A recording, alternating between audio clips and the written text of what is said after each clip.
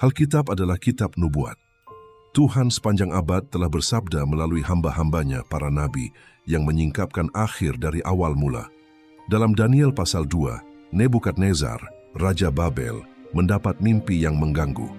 Tidak ada satu pun orang bijak di kerajaan itu yang mampu menafsirkannya, sampai Daniel, seorang yang dipenuhi roh Allah, menerima wahyu tersebut. Dalam mimpi itu ada sebuah patung besar yang terbuat dari bahan-bahan yang berbeda.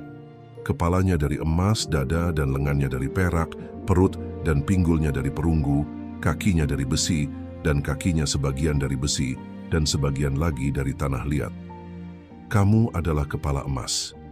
Daniel 2:38. Kitab Daniel pasal 2 ayat 38 menyingkapkan bahwa kepala emas melambangkan kerajaan Babel itu sendiri. Kemudian bahan-bahan lainnya melambangkan kerajaan-kerajaan penerus, Medo-Persia, Yunani, dan Roma. Namun, kaki yang sebagian dari besi dan sebagian lagi dari tanah liat menarik perhatian yang bersifat profetik. Daniel pasal 2 ayat 41 memberitahu kita bahwa kerajaan yang terbagi ini akan menjadi sebagian kuat dan sebagian lemah. Dan seperti yang tuanku lihat, kaki dan jari-jarinya sebagian dari tanah liat tukang periuk dan sebagian lagi dari besi, itu berarti kerajaan itu akan terbagi. Dan di dalamnya akan ada sebagian kekuatan besi, karena tuanku melihat besi bercampur dengan tanah liat. Daniel 2:41. Tepat pada titik inilah banyak sarjana kitab suci memahami ini sebagai singgungan terhadap akhir zaman, ketika struktur kuno kekaisaran Romawi akan dipulihkan dalam bentuk modern. Ini akan menjadi konfederasi 10 raja atau negara yang akan membentuk dasar sistem global terpadu, yang saat ini banyak orang sebut sebagai tatanan dunia baru.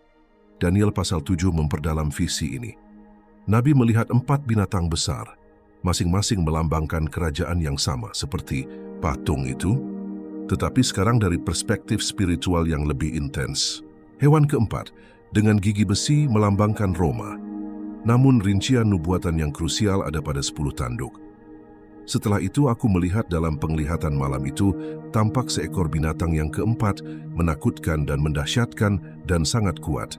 Ia bergigi besar dari besi dan melahap serta menghancurkan, dan menghentak-hentakkan kakinya ke segala yang tersisa. Ia berbeda dengan segala binatang yang sebelumnya, dan ia bertanduk 10. Daniel 7:7. Dan mengenai ke-10 tanduk kerajaan, itu akan muncul 10 raja.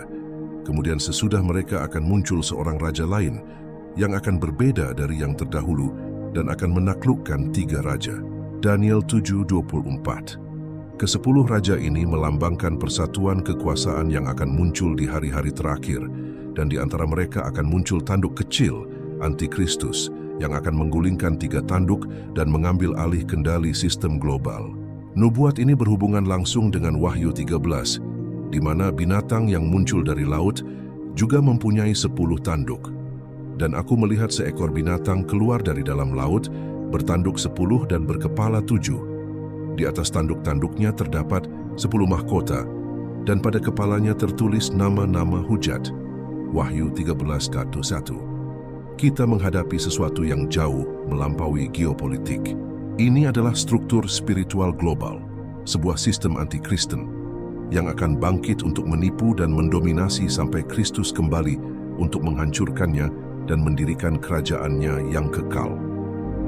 Tetapi pada zaman raja-raja ini, Allah, semesta langit akan mendirikan suatu kerajaan yang tidak akan binasa sampai selama-lamanya. Dan kerajaan itu tidak akan beralih lagi ke tangan bangsa lain. Kerajaan itu akan meremukkan dan menghabisi semua kerajaan ini, tetapi kerajaan itu akan tetap untuk selama-lamanya. Daniel 2:44. Titik tolak untuk memahami tata dunia baru berdasarkan Alkitab adalah mimpi yang dikaruniakan Tuhan kepada Raja Nebukadnezar yang diceritakan dalam Daniel bab 2. Mimpi ini yang diungkapkan dan ditafsirkan oleh Daniel berfungsi sebagai peta nubuat sejarah manusia dari kekaisaran kuno hingga peristiwa akhir umat manusia. Tuanku ya Raja sedang melihat, dan lihatlah sebuah patung besar. Patung ini yang sangat besar dan sangat agung berdiri di hadapan tuanku, dan penampilannya menakutkan. Kepalanya dari emas murni, dada dan lengannya dari perak, perut dan pahanya dari perunggu, kakinya dari besi. Kakinya sebagian dari besi dan sebagian dari tanah liat. Daniel 2:31-33. Setiap bagian patung mewakili sebuah kerajaan dunia yang ingin menguasai bumi. Kepala emas melambangkan Babel, perak melambangkan Media dan Persia, perunggu merujuk pada Yunani, dan kaki besi melambangkan kekaisaran Romawi yang perkasa. Namun kaki yang bercampur besi dan tanah liat itu memperkenalkan suatu fase yang berbeda, fase masa depan yang belum sepenuhnya terwujud, tetapi sedang dalam proses. Dan seperti yang tuanku lihat, kaki dan jari-jarinya sebagian dari tanah liat tukang periuk dan sebagian lagi dari besi. Itu berarti kerajaan itu akan terbagi. Akan ada di dalamnya sebagian dari kekuatan besi, sebagaimana tuanku melihat besi bercampur dengan tanah liat. Daniel 2:41. Kerajaan yang terbagi ini, dengan kekuatan dan kerapuhan yang hidup berdampingan, melambangkan persatuan bangsa-bangsa dengan ciri-ciri kekakuan otoriter besi dan kerapuhan politik tanah liat. Ini adalah struktur yang rapuh karena sifat hibridanya, aliansi yang dibuat demi kenyamanan, tetapi tanpa kesatuan spiritual atau ideologis sejati. Ke-10 jari kaki patung itu merupakan gambaran awal dari ke-10 raja atau bangsa yang disebutkan dalam Daniel pasal 7. Hubungan ini membawa kita kepada realitas tentang sebuah blok kekuatan dunia yang akan muncul di akhir zaman. Sebuah konfederasi yang terdiri dari 10 pemimpin atau bangsa yang akan memainkan peran penting dalam konsolidasi pemerintahan global yang anti-Kristen. Pada zaman raja-raja itu, Allah semesta langit akan mendirikan suatu kerajaan yang tidak akan pernah binasa. Daniel 2:44. Alkitab menunjuk pada suatu garis waktu yang berpuncak pada campur tangan langsung Tuhan dalam sejarah. Tatanan. Dunia baru dalam konteks ini bukanlah ciptaan manusia yang kebetulan, tetapi bagian dari rantai kenabian yang diizinkan oleh Tuhan untuk memenuhi tujuan penebusannya. Tuhan menyingkapkan masa depan bukan untuk menakut-nakuti, melainkan untuk memperingatkan dan mempersiapkan umatnya. Ketika kita mengamati skenario geopolitik kontemporer, kita melihat aliansi internasional yang semakin terkonsolidasi. Blok-blok seperti Uni Eropa, BRICS, Mercosur, NATO, dan kemajuan lembaga-lembaga supranasional seperti PBB dan IMF mewakili lebih dari sekadar kerjasama global. Mereka adalah pendahulu dari sentralisasi kekuasaan. Sentralisasi ini adalah gema tanah, liat yang dicampur besi.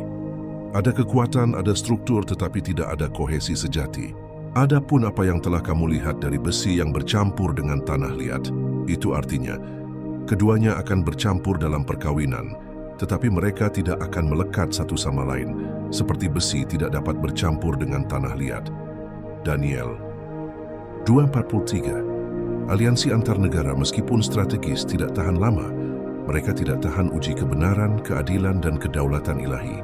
Akan tetapi, justru dalam skenario yang terpecah dan tidak stabil, inilah akan muncul sosok yang akan membawa kesan ketertiban dan stabilitas, Antikristus.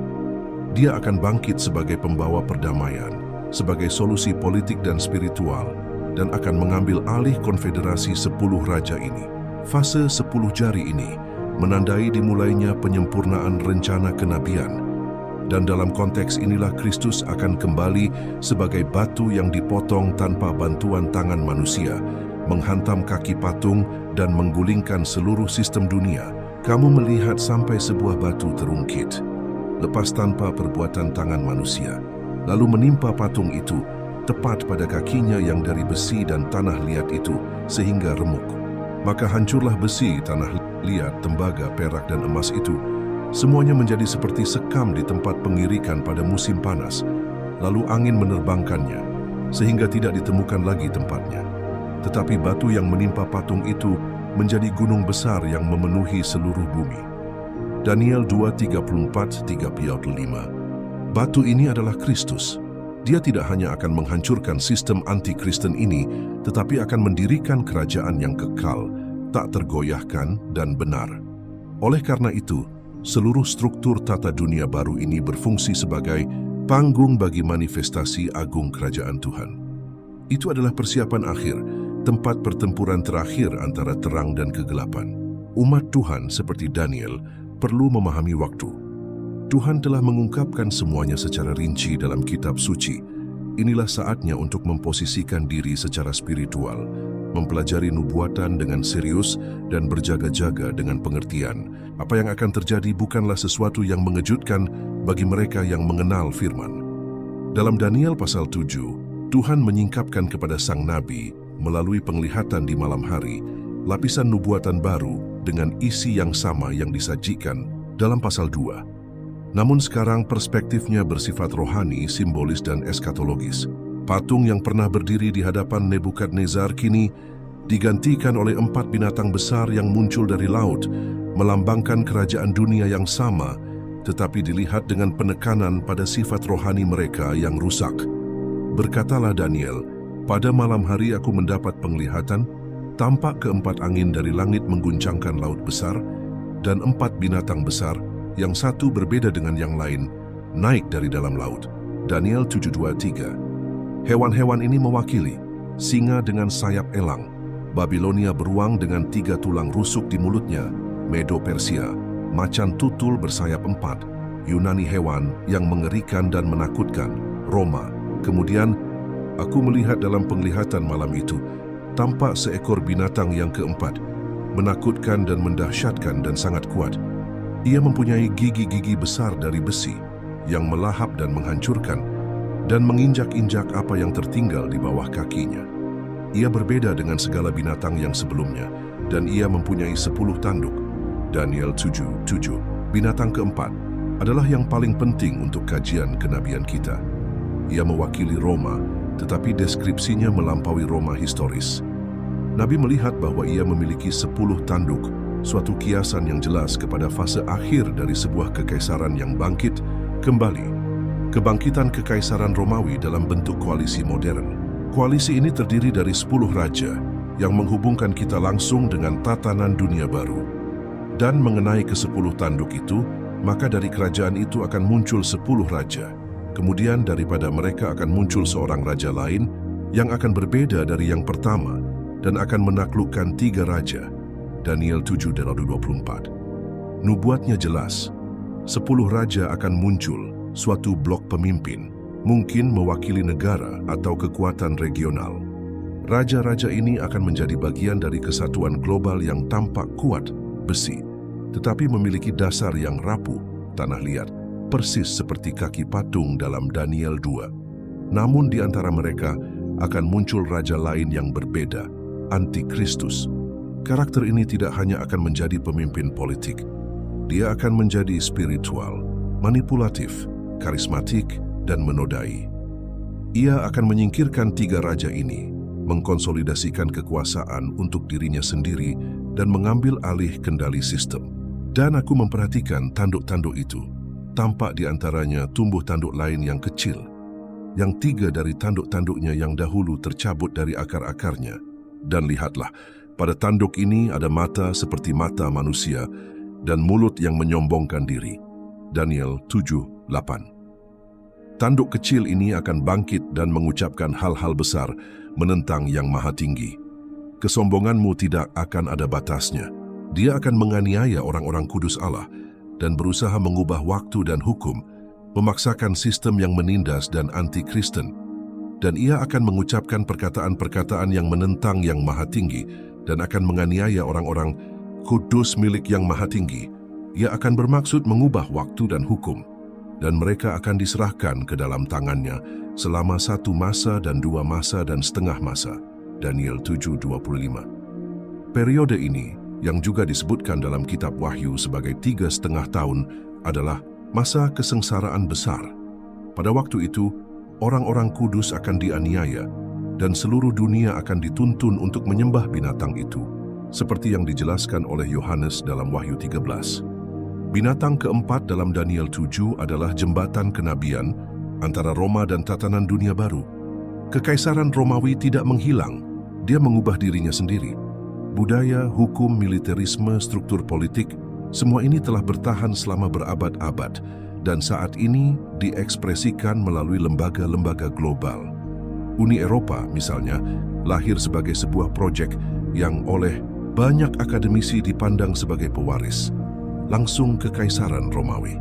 Markas besarnya bahkan dirancang berdasarkan Menara Babel dan patung seorang wanita menunggangi binatang di depan Parlemen Eropa menggemakan Wahyu 17. Binatang bertanduk 10 ini persis seperti struktur yang sedang dibentuk sekarang. Ia akan tampak membawa kedamaian. Ia akan mendorong solusi bagi krisis global, ekonomi, kesehatan, lingkungan. Namun tujuan sejatinya adalah memusatkan kekuasaan, menghancurkan iman Kristen sejati, dan mempersiapkan dunia bagi kebangkitan Antikristus. Kita tidak sedang berhadapan dengan fenomena politik. Kita berbicara tentang struktur spiritual yang jahat. Iblis tidak menciptakan dari ketiadaan, ia meniru. Tatanan dunia baru adalah parodi setan atas kerajaan Tuhan, sebuah sistem global dengan pemimpin yang karismatik, seorang nabi palsu sebagai pembimbing spiritual, dan naga sebagai sumber kekuatan. Tetapi sama seperti binatang keempat muncul, ia juga akan diadili.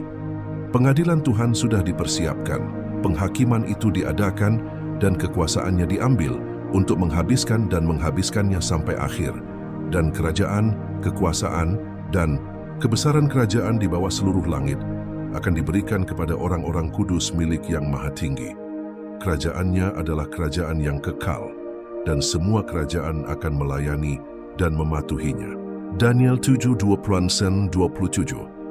Inilah harapan yang menopang umat Allah. Tak peduli betapa gelapnya malam itu, kerajaan Tuhan adalah kekal dan tidak ada sistem duniawi yang dapat menentang firman-Nya. Kita menyaksikan penggenapan nubuatan secara harfiah. Tergantung pada kita untuk bersikap penuh perhatian, teguh dalam iman, dan mengarahkan mata kita ke surga. Penglihatan Nabi Daniel dan Rasul Yohanes tidak terisolasi. Mereka seperti potongan-potongan teka-teki nubuatan yang sama, menghubungkan perjanjian lama dan perjanjian baru menjadi satu baris wahyu. Daniel berbicara tentang 10 raja dan sebuah tanduk kecil yang meninggikan dirinya dalam kesombongan. Dalam kitab Wahyu, Yohanes melihat seekor binatang buas muncul dari laut, bertanduk 10 dan berkepala 7, suatu gambaran yang melambangkan puncak sistem anti-Kristen. Dan aku melihat seekor binatang keluar dari dalam laut, bertanduk 10 dan berkepala 7. Di atas tanduk-tanduknya terdapat 10 mahkota, dan di atas kepalanya tertulis nama-nama hujat. Wahyu 3:11. Binatang dalam Wahyu 13 bukanlah suatu entitas yang terisolasi. Ini adalah kelanjutan langsung dari binatang keempat dari Daniel 7. Kesamaannya memang disengaja, 10 tanduk, kesombongan, peperangan melawan orang-orang kudus. Roh Kudus menyingkapkan kebenaran yang sama dari dua perspektif yang berbeda. Daniel melihat kemunculan dan konsolidasi struktur ini. Yohanes melihat manifestasi akhirnya di dunia rohani dan fisik. Binatang yang kulihat itu serupa dengan macan tutul, dan kakinya seperti kaki beruang, dan mulutnya seperti mulut singa. Dan naga itu memberikan kepadanya kekuatannya, dan takhtanya, dan kekuasaannya yang besar. Wahyu 13:2. Deskripsi ini bukan suatu kebetulan. Yohanes menyebutkan binatang yang sama seperti dalam Daniel 7, tetapi sekarang dalam urutan terbalik. Ini menunjukkan bahwa binatang akhir zaman global adalah gabungan dari semua kerajaan sebelumnya. Babel, singa, Medo-Persia, beruang, Yunani, macan tutul, dan Romawi, binatang buas yang mengerikan. Binatang terakhir membawa DNA dari semua kerajaan setan ini. Lebih jauh lagi, dia menerima kekuatan dari naga setan. Ini menunjukkan bahwa pemerintahan dunia ini tidak hanya bersifat politis atau ideologis, tetapi juga sangat spiritual dan jahat. Setan akan memberikan takhta dan kekuasaannya kepada binatang itu. Ini akan menjadi puncak pemberontakan terhadap Tuhan. Dan mereka menyembah naga itu karena ia memberikan kekuasaan kepada binatang itu. Dan mereka menyembah binatang itu sambil berkata, "Siapakah yang sama seperti binatang ini? Siapakah yang dapat berperang melawan dia?" Wahyu 13:24. Penyembahan akan menjadi elemen sentral tatanan baru ini. Dunia tidak akan hanya mematuhi binatang itu secara politik. Akan ada pengabdian keagamaan, aliran sesat global terhadap sistem ini. Hal ini membawa kita pada pemahaman bahwa tatanan dunia baru bukan sekadar suatu struktur pemerintahan, tetapi suatu aliran sedunia yang berkedok perdamaian, kemajuan dan persatuan. Dan kepadanya diberikan mulut yang penuh kesombongan dan hujat. Kepadanya diberikan juga kuasa untuk melakukannya 42 bulan lamanya. Wahyu 13:5. Di sini kita melihat 42 bulan atau 3,5 tahun, periode yang sama yang dinubuatkan oleh Daniel, 1 masa, 2 masa, dan setengah masa, Daniel 7:25. Selama masa ini Antikristus akan memiliki kebebasan untuk bertindak, menganiaya, dan menipu bangsa-bangsa. Lalu ia membuka mulutnya untuk menghujat Allah, menghujat namanya dan kemah kediamannya dan semua mereka yang diam di sorga. Wahyu 13:6. Antikristus tidak akan netral. Dia akan menjadi seorang penghujat yang aktif. Ucapannya akan menentang Tuhan, menentang surga, dan menentang umat Tuhan yang sejati. Dia akan menjadi tokoh yang karismatik dan berkuasa, dan di saat yang sama, sangat memusuhi kekristenan Alkitabiah. Orang-orang kudus akan dianiaya, dan ia diperkenankan untuk berperang melawan orang-orang kudus dan untuk mengalahkan mereka. Dan kepadanya diberikan kuasa atas semua suku dan bahasa dan bangsa. Wahyu 13:7.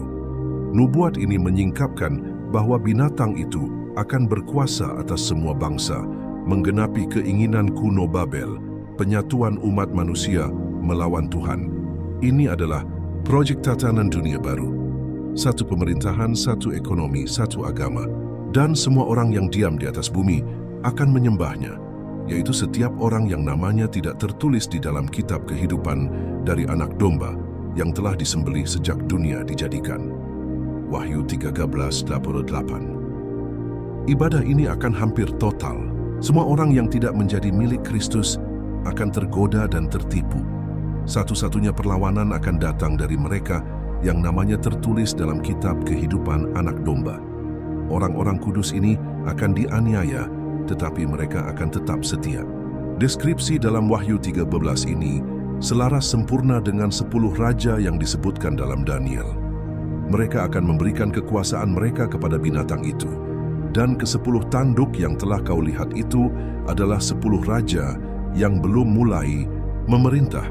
Tetapi 1 jam lamanya mereka akan menerima kuasa sebagai raja bersama-sama dengan binatang itu. Mereka seia sekata dan mereka akan memberikan kuasa dan kekuasaan mereka kepada binatang itu. Wahyu 17:12-13. Kita melihat proses penyerahan kedaulatan terjadi di dunia nyata saat ini. Perjanjian internasional yang menekan hukum lokal, mata uang digital yang menggantikan uang fisik, pengawasan global, penyensoran ideologis, dan meningkatnya intoleransi terhadap nilai-nilai Alkitab. Ini bukan suatu kebetulan, itu adalah persiapan kenabian. Umat Tuhan perlu terjaga. Akhir zaman bukan sekadar masa peperangan dan bencana. Ini akan menjadi masa penipuan rohani, penyembahan setan yang tersamar, dan penganiayaan halus lalu terang-terangan terhadap orang-orang yang beriman sejati. Binatang buas itu akan menggunakan sistem, budaya, dan bahkan agama untuk merayu dunia. Namun Kristus telah memperingatkan kita, lihatlah, aku telah mengatakannya kepadamu sebelumnya. Matius 24:25. Kita tidak perlu takut, tetapi harus waspada. Binatang itu akan bangkit, tetapi ia tidak akan menang terhadap orang-orang kudus selamanya. Kejatuhannya sudah ditetapkan, dan Anak Domba akan datang kembali dengan kemuliaan, dan setiap mata akan melihatnya. Sampai saat itu, kita tetap setia, bijaksana, melawan roh dunia, dan percaya kepada firman nubuatan yang paling pasti. Kitab suci berulang kali berbicara tentang keberadaan 10 raja atau 10 bangsa yang akan terlibat langsung dalam fase akhir pemerintahan dunia sebelum kedatangan Kristus kembali. Kelompok 10 ini disebutkan dalam Daniel 7 dan Wahyu 17 dan membentuk struktur kekuasaan tatanan dunia baru, sebuah sistem yang akan dipimpin oleh Antikristus. Dan ke-10 tanduk kerajaan itu ialah 10 raja yang akan muncul. Kemudian daripadanya akan muncul seorang raja lain yang berbeda dari yang pertama dan akan menaklukkan 3 raja. Daniel 7:24. Dan ke-10 tanduk yang telah kau lihat itu adalah 10 raja yang belum mulai memerintah. Tetapi 1 jam lamanya mereka akan menerima kuasa sebagai raja bersama-sama dengan binatang itu. Mereka seia sekata dan mereka akan memberikan kuasa dan kekuasaan mereka kepada binatang itu. Wahyu 17, 12, 13. Ayat-ayat ini mengungkapkan 2 kebenaran utama. 10 raja muncul sebelum manifestasi penuh dari binatang itu, Antikristus. Mereka secara sukarela menyerahkan wewenang mereka kepada binatang itu dan secara aktif berpartisipasi dalam dominasinya secara global. Namun siapakah ke-10 raja atau ke-10 bangsa ini? Alkitab tidak memberi kita daftar yang pasti. Sebaliknya, ia memberi kita ciri-ciri spiritual dan geopolitik yang memungkinkan kita memahami tanda-tanda dalam peristiwa-peristiwa dunia. Disebutkannya kerajaan yang dipulihkan berdasarkan model Romawi, membawa kita untuk mengamati lebih dekat kawasan Eropa dan blok-blok yang muncul di kancah internasional. Dalam beberapa abad terakhir, umat manusia telah mencari cara untuk menyatukan dunia. Setelah Perang Dunia, Liga Bangsa-Bangsa muncul, kemudian digantikan oleh PBB. Dengan runtuhnya Kekaisaran Soviet, aliansi multilateral seperti G7, G20, dan NATO muncul. Uni Eropa dengan parlemennya, mata uang umum, euro, dan kebijakan supranasional adalah salah satu blok paling berpengaruh. Kelompok seperti BRICS, Brasil, Rusia, India, China, dan Afrika Selatan, menantang hegemoni Barat dan mengusulkan tatanan ekonomi multipolar baru. Pengelompokan ini mungkin merupakan cikal bakal 10 bangsa yang dinubuatkan. Ada kemungkinan bahwa ke-10 negara tersebut adalah negara-negara yang sebenarnya sudah ada. Dengan kata lain, mereka adalah zona geopolitik dengan kedaulatan yang diserahkan kepada pemerintahan bersama, atau bahkan bahwa ke-10 raja tersebut adalah pemimpin global yang simbolis, yang masing-masing memiliki otoritas atas bagian tertentu dari struktur dunia. Beberapa penelitian menunjukkan bahwa Uni Eropa telah bersiap untuk pembagian seperti itu. Pada tahun 1973, Klub Roma menerbitkan dokumen yang membagi dunia menjadi 10 wilayah ekonomi. Divisi ini tetap menjadi model tata kelola global dan bahkan telah diadopsi dalam simulasi krisis internasional. Fakta relevan lainnya adalah bahwa banyak perjanjian internasional modern mengalihkan kedaulatan nasional kepada badan internasional. Misalnya, Perjanjian Lisbon mengkonsolidasikan kekuatan legislatif Uni Eropa. IMF, Bank Dunia, dan WHO memiliki wewenang atas keputusan ekonomi dan kesehatan di banyak negara. Usulan mata uang digital bank sentral, CBDC, merupakan langkah maju dalam sentralisasi moneter. Sistem yang semakin tersentralisasi ini menjadi lahan subur bagi munculnya pemerintahan dunia. Ke-10 negara tersebut belum tentu perlu menginvasi negara lain. Mereka akan setuju untuk menyerahkan kekuasaan seperti yang dinubuatkan. Mereka ini mempunyai satu pikiran dan akan memberikan kuasa dan otoritas mereka kepada binatang itu. Wahyu 17:11. Tanda lain yang mengkhawatirkan adalah terkikisnya kedaulatan nasional. Para pemimpin dunia semakin selaras dengan agenda globalis yang mempromosikan kontrol keuangan secara digital, sensor terhadap ide-ide ekstremis, termasuk iman Kristen yang berdasarkan Alkitab.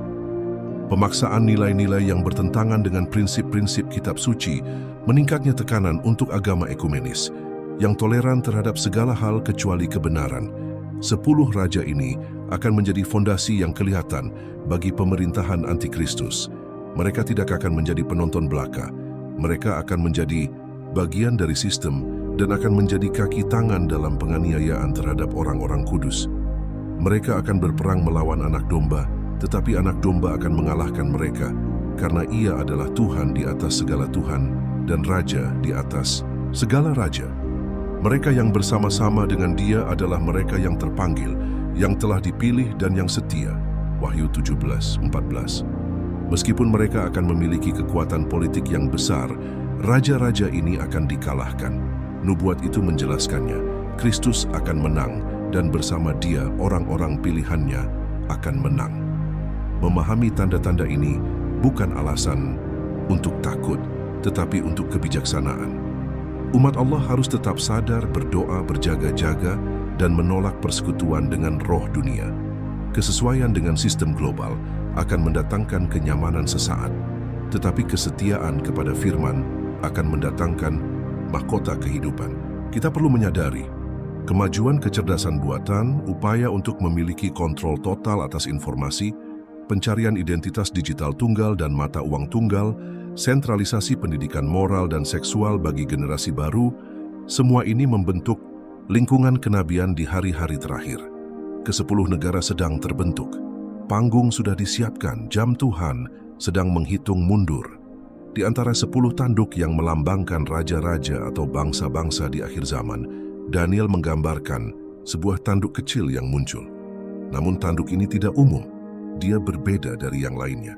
Ia tidak hanya muncul di antara mereka, tetapi juga menggulingkan 3 raja, menyingkapkan kebangkitan yang agresif, baik secara politik maupun spiritual. Ketika aku memperhatikan tanduk-tanduk itu, tampaklah sebuah tanduk lain yang kecil tumbuh di antaranya, sehingga 3 dari tanduk-tanduk yang dahulu itu tercabut dari akar-akarnya. Dan lihatlah, pada tanduk ini ada mata seperti mata manusia dan mulut yang mengucapkan hal-hal yang sombong. Daniel 7:8. Tanduk kecil ini adalah gambaran nubuatan dari Antikristus. Ia tidak muncul begitu saja, melainkan dari tengah-tengah struktur kekuasaan di akhir zaman, yaitu dari persekutuan 10 raja. Penampakannya pada awalnya memang tidak berarti, kecil, namun dampaknya akan dahsyat. Ada rincian penting dalam deskripsi ini. Dia memiliki mata seperti manusia, artinya dia tampak seperti manusia biasa dengan kecerdasan dan persepsi.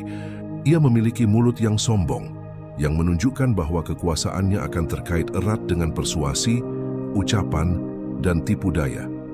Dan ia akan mengucapkan perkataan-perkataan yang menentang Yang Maha Tinggi dan akan menganiaya orang-orang kudus milik Yang Maha Tinggi. Ia akan bermaksud mengubah waktu dan hukum, dan mereka akan diserahkan ke dalam tangannya selama 1 masa dan 2 masa dan setengah masa. Daniel 7:25. Di sini kita melihat rencana lengkapnya. Dia akan berbicara menentang Tuhan. Dia akan menjadi penentang terbuka terhadap iman yang benar. Dia akan menganiaya orang-orang kudus. Orang-orang yang setia akan menjadi target utamanya. Dia akan mencoba mengubah waktu dan hukum. Dia akan berusaha mengubah moral, ibadah, dan bahkan mungkin kalender kenabian. Ia akan berlaku selama 3,5 tahun. Periode yang sama dijelaskan dalam Wahyu 13. Pria ini tidak akan hanya menjadi politisi. Dia akan menjadi Mesias palsu, sosok Mesias alternatif, yang menawarkan solusi bagi krisis global, perang, kelaparan, keruntuhan keuangan, pandemi. Ia akan muncul sebagai pembawa perdamaian universal, seseorang yang akan membawa ketertiban dari kekacauan. Dalam konteks inilah ia menggulingkan 3 dari 10 raja. Penafsiran yang paling umum adalah bahwa ketiga raja ini akan melawan pengaruh mereka, tetapi akan disingkirkan. Ini menandakan kebangkitan Anda akan melibatkan konflik internal dalam struktur tatanan dunia baru. Antikristus akan menjadi seorang pemimpin politik dengan otoritas global, ahli dalam manipulasi dan penipuan, seseorang yang secara langsung menentang Tuhan dan firman-Nya, perwujudan semangat dunia, humanisme yang luhur. Janganlah seorang pun menyesatkan kamu dengan cara yang bagaimanapun juga, sebab sebelum hari itu haruslah datang dahulu murtad, dan haruslah dinyatakan dahulu manusia durhaka yang harus binasa. 2 Tesalonika 2:3. Rasul Paulus menyebutnya manusia dosa dan anak kebinasaan. Dia akan datang setelah kemurtadan, yaitu kejatuhan iman yang meluas. Dunia sudah sakit secara rohani, siap menerima juru selamat palsu, yang menentang dan meninggikan diri di atas segala yang disebut atau yang disembah sebagai Allah. Bahkan, ia duduk di bait Allah dan mau menyatakan diri sebagai Allah. 2 Tesalonika 2:4. Pemimpin ini bahkan berani menyatakan dirinya sebagai Tuhan. Ia bukan seorang tiran biasa, tetapi seorang perampas takhta ilahi yang ingin mengambil tempat Kristus sendiri di hati manusia. Dia akan menciptakan sistem keagamaan palsu dengan ritual, dogma, dan otoritas spiritualnya sendiri. Semuanya dikendalikan di bawah struktur terpusat. Dalam Wahyu 13, angka ini dikonfirmasi lagi. Dan aku melihat satu dari kepala-kepalanya seperti terluka yang membahayakan nyawanya, tetapi luka yang membahayakan nyawanya itu sembuh. Seluruh dunia heran melihat binatang itu. Mereka menyembah naga itu, karena ia memberikan kekuasaan kepada binatang itu. Mereka menyembah binatang itu sambil berkata, "Siapakah yang sama seperti binatang ini? Siapakah yang dapat berperang melawan dia?" Wahyu 13:3-4. Binatang itu akan disembah, termasuk dengan tanda-tanda kebangkitan palsu. Ini menunjukkan bahwa Antikristus bahkan akan memiliki karakteristik mesianis palsu, menipu penduduk bumi dengan mukjizat-mukjizat yang nyata meniru kemuliaan Kristus. Dan ia menyebabkan sehingga kepada semua orang, kecil atau besar, kaya atau miskin, merdeka atau hamba, diberi tanda pada tangan kanannya atau pada dahinya, dan tidak seorang pun yang dapat membeli atau menjual selain daripada mereka yang memakai tanda itu, yaitu nama binatang itu atau bilangan namanya. Wahyu 13:16-17. Kewenangannya akan meluas hingga ke pengendalian ekonomi. Tidak seorang pun akan dapat membeli atau menjual tanpa tanda binatang itu. Bukti nyata dari sistem ekonomi global yang lengkap, digital dan terpusat. Ini adalah skenario yang sudah dipersiapkan saat ini dengan mata uang digital resmi, identifikasi digital global, pelacakan keuangan, dan peningkatan penyensoran ideologis. Antikristus tidak akan dikenali oleh banyak orang, karena ia akan datang sebagai seorang pemecah masalah. Dia akan dicintai, dihormati, dan dipuja banyak orang. Tetapi orang-orang yang menjadi milik Tuhan tidak akan sujud menyembah. Mereka akan mengenali penipuan itu karena mereka memiliki meterai Roh Kudus dan mengenal firman. Nubuatnya jelas. Ia akan bangkit dari antara 10 raja, akan menjadi yang ke-8 menurut Wahyu 17:11. Dan akan memerintah untuk waktu yang singkat sebelum kejatuhannya yang terakhir. Dan tanduk ke-10 yang telah kau lihat itu, ialah tanduk yang ke-8, dan dari ke-7 tanduk itu, ia menuju kepada kebinasaan. Wahyu 17:11. Nasib Antikristus sudah ditentukan, dia akan menuju kebinasaan. Dia akan dihancurkan oleh nafas mulut Tuhan pada kedatangannya yang mulia.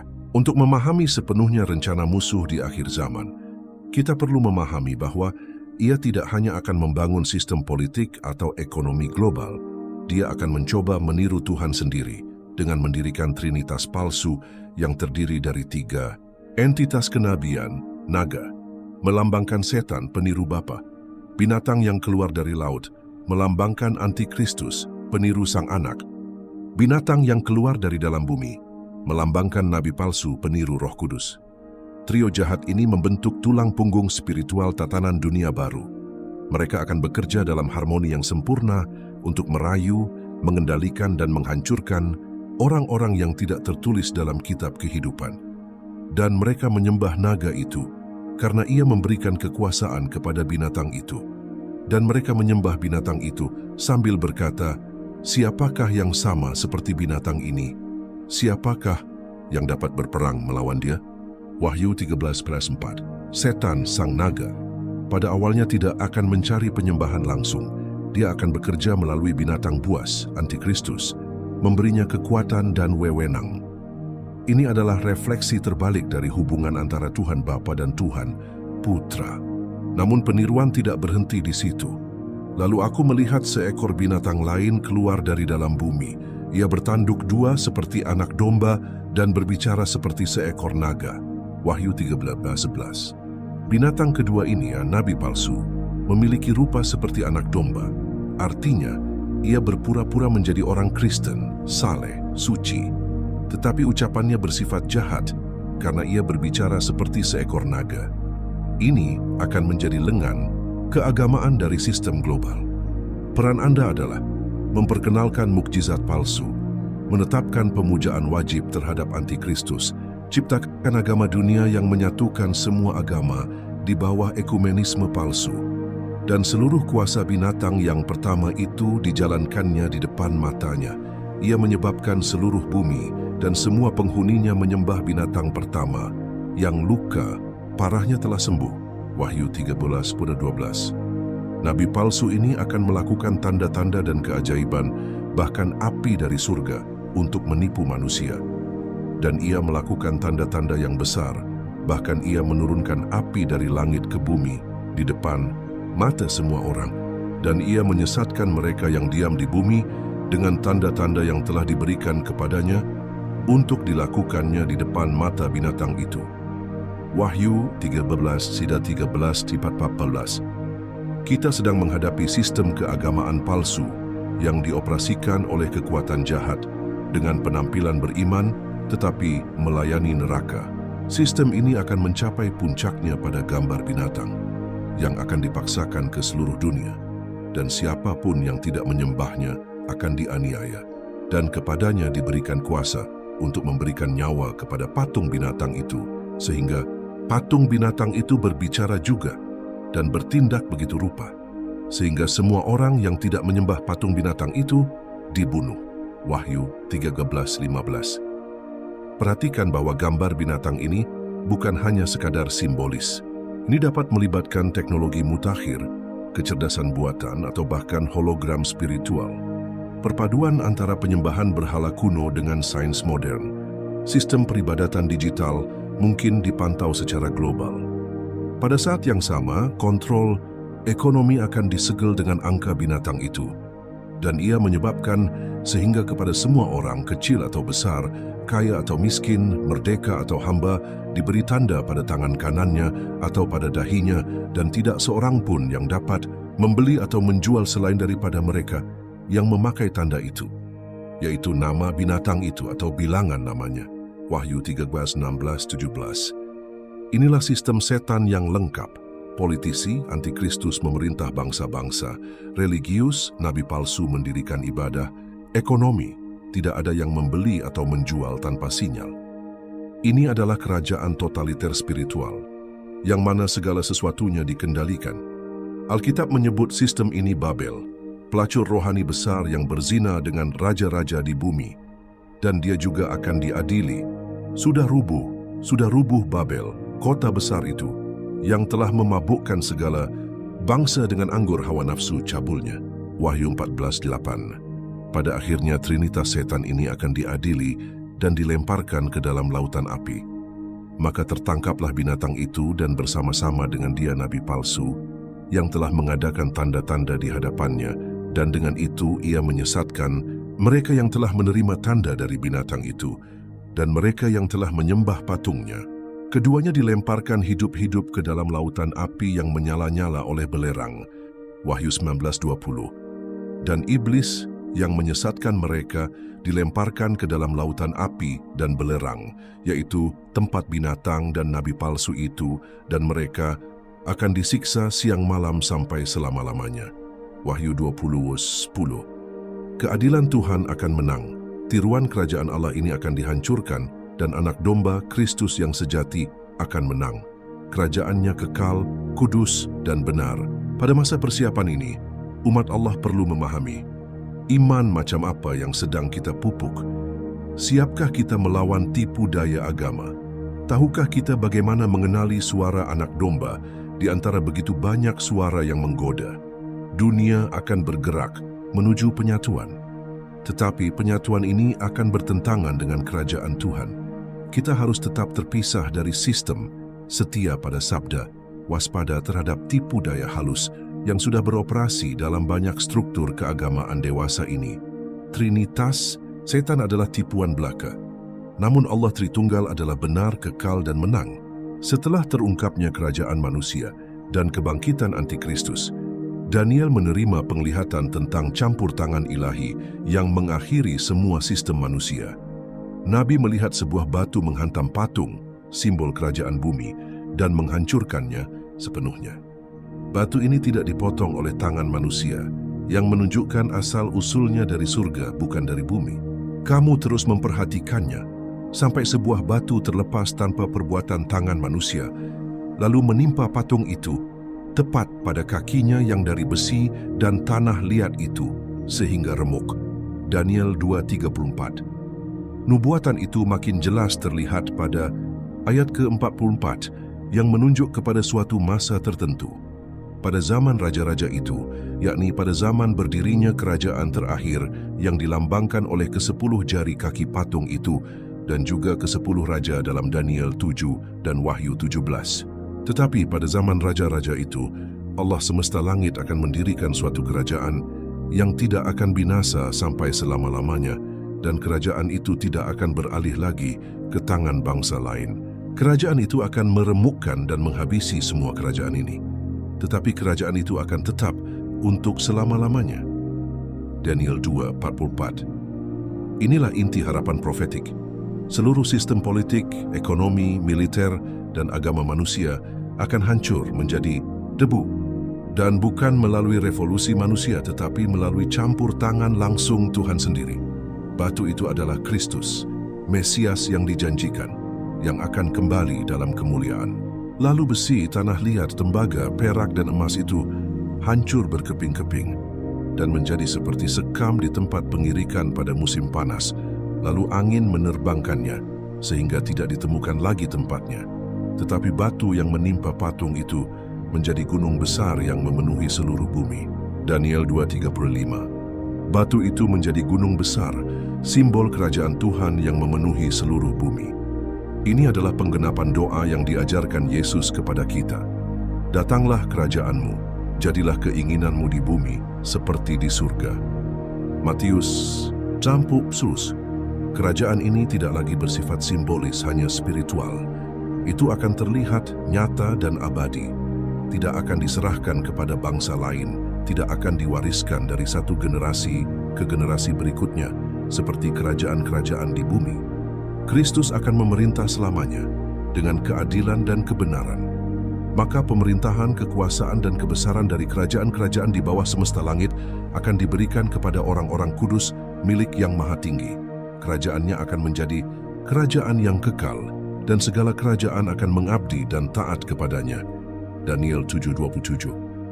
Harap dicatat, kerajaan itu tidak akan menjadi milik Kristus saja, tetapi akan dibagikan kepada orang-orang kudus, orang-orang yang setia selama masa kesusahan besar, yang melawan sistem binatang dan menaati perintah-perintah Allah. Dan tuliskanlah kepada malaikat jemaat di Laodikia, barang siapa menang, ia akan kududukkan bersama-sama dengan aku di atas takhtaku, sebagaimana aku pun telah menang dan duduk bersama-sama dengan Bapakku di atas takhtanya. Wahyu 3:21. Penghakiman atas kerajaan-kerajaan di bumi akan bersifat total. Tidak akan ada kelangsungan hidup bagi sistem binatang, bagi gambarnya, dan bagi nabi palsu. Kristus sendiri akan menghancurkan mereka dengan pedang mulutnya dan dengan nafas rohnya. Dan pada waktu itulah si pendurhaka itu akan menyatakan diri, yaitu dia yang akan dibinasakan oleh Tuhan Yesus dengan nafas mulutnya dan akan dibinasakan dengan terang kedatangannya. 2 Tesalonika 2:8. Lalu aku melihat sorga terbuka, sesungguhnya ada seekor kuda putih, dan ia yang menungganginya bernama Yang Setia dan Yang Benar. Dan dari mulutnya keluar sebilah pedang tajam yang akan memukul segala bangsa, dan ia akan menggembalakan mereka dengan gada besi. Wahyu 19:11-15. Kedatangan Kristus kembali akan penuh kemuliaan, kentara, dan kemenangan. Dia tidak akan datang sebagai hamba yang menderita, melainkan sebagai raja segala raja. Dia tidak akan bernegosiasi dengan binatang itu, dia akan menghancurkannya. Dia tidak akan membagi kekuasaan, dia akan memerintah secara mutlak. Tatanan dunia baru akan tertiup angin bagaikan sekam. Sistem digital kalian, tentara kalian, filosofi kalian, aliansi politik dan agama kalian, semuanya akan hancur di hadapan Tuhan yang Maha Mulia. Dan kemudian, apa yang dikatakan akan terpenuhi. Kerajaan-kerajaan di dunia ini telah menjadi kerajaan Tuhan kita dan Kristusnya, dan ia akan memerintah sebagai Raja sampai selama-lamanya. Wahyu 11:15. Inilah penggenapan harapan Kristen. Kita tidak hidup di bawah kekuasaan pemerintahan manusia. Ada Raja atas segalanya. Dia sudah mempersiapkan kerajaannya. Dia akan datang untuk mencari miliknya sendiri, menghakimi orang jahat, dan membangun langit baru dan bumi baru, tempat kebenaran berdiam. Nubuatan itu berakhir dengan kepastian, bukan ketakutan. Dengan harapan, bukan keputusasaan. Kristus akan menang. Dunia bergerak cepat menuju titik yang tidak bisa kembali. Struktur tatanan dunia baru sedang terbentuk di depan mata kita. Persatuan bangsa-bangsa, pemusatan kekuasaan, penerapan nilai-nilai anti-Kristen, dan kemajuan sistem global bukanlah hasil kebetulan. Itu semua adalah penggenapan tepat dari nubuat-nubuat yang diwahyukan Allah, dari zaman Daniel sampai wahyu Yohanes. Namun bagi mereka yang percaya, ini bukanlah masa ketakutan. Sekarang waktunya untuk kebijaksanaan. Sekaranglah waktunya untuk memposisikan diri kita secara rohani, teguh dalam kebenaran yang membebaskan dan melindungi. Firman Tuhan menyatakan kepada kita bahwa semua ini sudah tertulis, karena Allah kita tidak terkejut dengan sejarah. Dia menulis sejarah. Lihatlah, aku telah mengatakannya kepadamu sebelumnya. Matius 24:25. Nubuat meyakinkan kita, kerajaan manusia akan runtuh, sistem binatang akan dihancurkan, trinitas setan akan diadili, dan kerajaan Kristus akan didirikan. Selama-lamanya, batu yang dipotong tanpa tangan akan mengenai kaki patung dan mengubah semuanya menjadi bubuk. Kemudian akan muncul suatu kerajaan yang tidak akan pernah binasa, dan orang-orang kudus milik Yang Maha Tinggi akan memerintah bersama Dia. Panggilan Tuhan kepada kita hari ini jelas. Jangan puas dengan abad ini. Jangan tergoda dengan pembicaraan tentang perdamaian tanpa Tuhan. Jangan tunduk pada tekanan sistem yang menentang kekudusan. Menyadari, mengawasi, berdoa. Kuduskanlah dirimu. Waktunya singkat, panggung sudah disiapkan, dan trompet akan segera dibunyikan. Jika kamu melihat semuanya ini, ketahuilah, waktunya sudah dekat, sudah diambang pintu. Matius 24:33. Semoga pesan ini menjadi mercusuar di tengah badai. Semoga hal itu menyalakan kembali api iman, memperbarui rasa takut akan Tuhan, dan menguatkan hati mereka yang menantikan dengan penuh harapan kedatangan kembali Sang Anak Domba yang mulia. Kristus adalah Raja. Dia datang, dan kerajaannya tidak akan berakhir.